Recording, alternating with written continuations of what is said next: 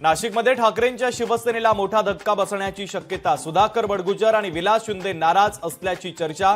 काल बडगुजर यांनी घेतली होती फडणवीसांची भेट।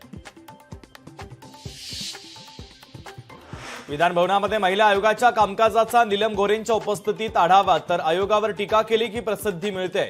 बैठकीनंतर चाकणकरांचा विरोधकांवर निशाणा।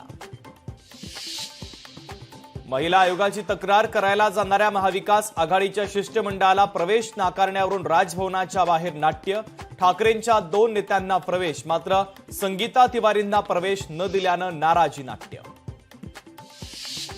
जेसीबी विक्री व्यवहारातील फसवणूक प्रकरणी शशांक आणि लता हगवणे म्हाळुंगे पोलिसांच्या ताब्यात। राजेंद्र हगवणे आणि सुशील हगवणेंना 14 दिवसांची न्यायालयीन कोठडी, तर निलेश चव्हाणला 4 दिवसांची पोलीस कोठडी।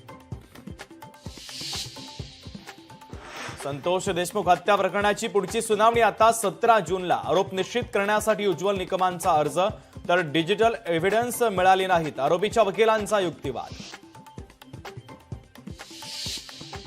नितेश राणे महाराष्ट्र बर्बाद करण्याच्या मागे लागले। अल्पसंख्याक आयोगाचे अध्यक्ष पॅरे खान यांची टीका। फडणवीस केवळ हिंदूंचे नाही तर सर्व धर्मियांचे मुख्यमंत्री, खान यांनी ठणकावलं।